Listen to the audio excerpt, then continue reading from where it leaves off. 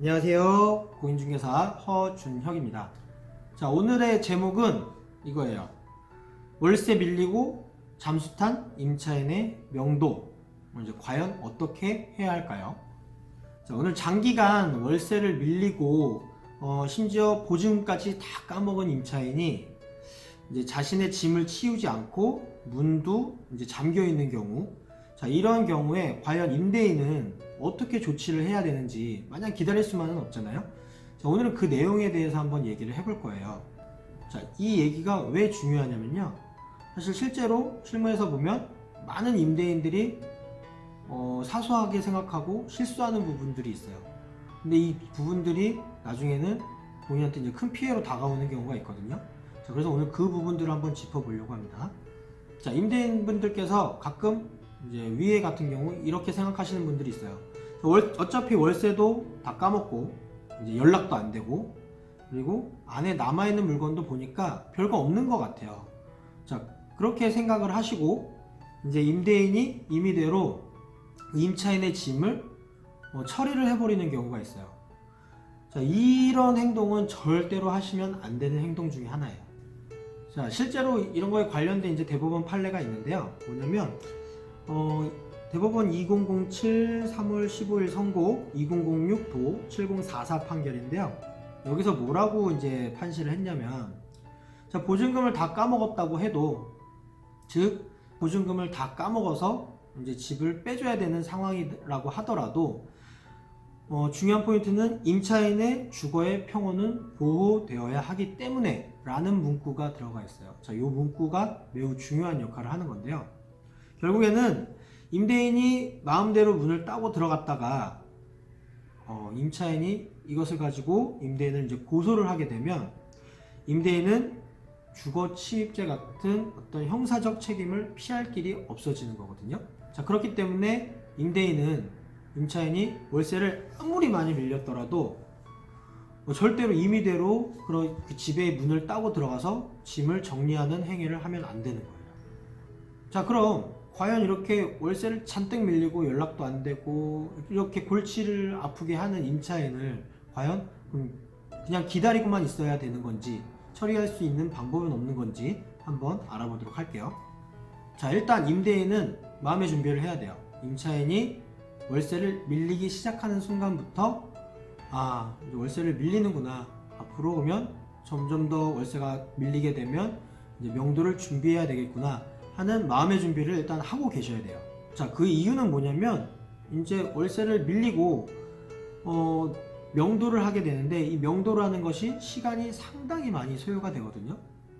그러면 이 명도를 하는 동안 시간은 흘러가고 또 그 시간 동안 임대인이 받아야 될 월세를 이제 계속 못 받게 되는 악순환이 이제 진행이 되게 되는 거예요.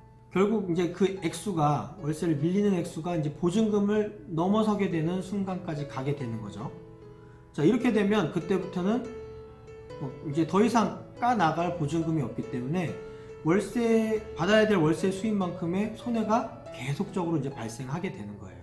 자, 그래서 만약에 임대인이 이제 받아둔 보증금의 액수가 많지 않은 경우에는 재빠르게 행동을 하셔야 돼요. 빨리 움직여야 그 손실을 조금이나마 이제 줄일 수가 있게 되는 거거든요.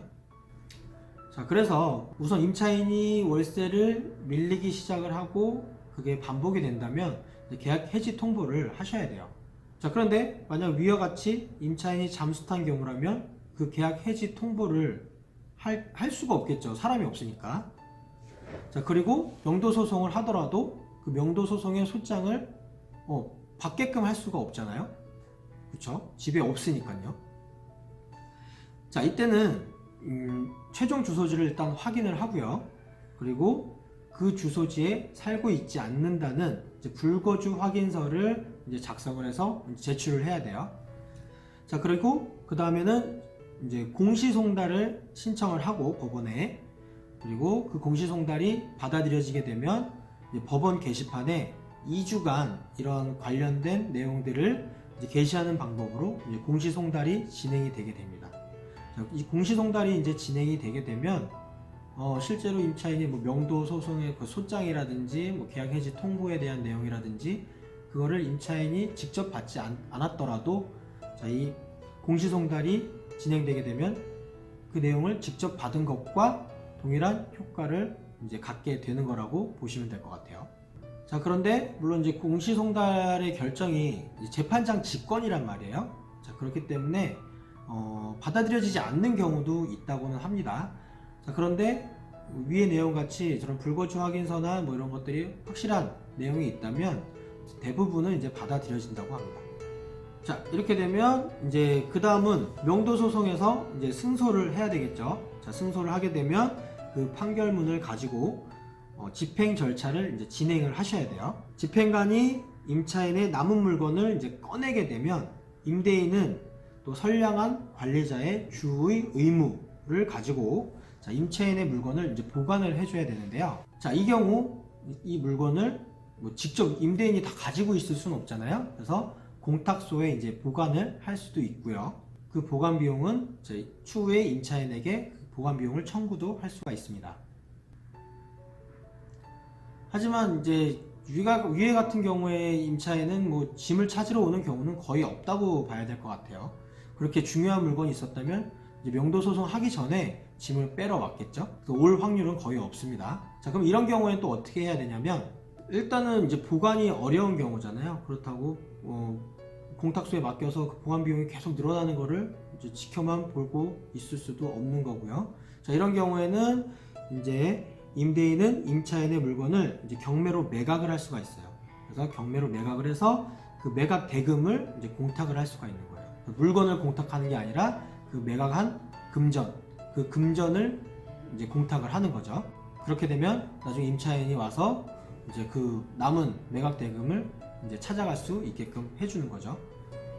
자, 이렇게 되면 임대인은 이제 새로운 임차인을 구해서 새롭게 임대차 계약을 체결할 수가 있게 되는 거예요. 자, 오늘은 월세를 밀리고 잠수탄 임차인을 확실하게, 정확하게, 올바르게 명도하는 방법에 대해서 한번 알아봤습니다. 자, 오늘 분명히 아셔야 될 핵심 포인트는 임대인은 임차인이 아무리 월세를 많이 밀리고 연락이 안 되고 잠수를 타고 또 그 안에 있는 짐이 별거 아닌 것처럼 보였다고 하더라도 절대로 임대인 임의대로 문을 열고 들어가서 짐을 치우는 행위는 하시면 안 된다는 점 분명히 기억해 두셔야 돼요. 자, 자칫 잘못하면 주거 침입죄로 형사고소 당할 수도 있기 때문에 이 부분 절대 하지 않으셔야 된다는 점 반드시 기억해 두시길 바라겠습니다. 감사합니다.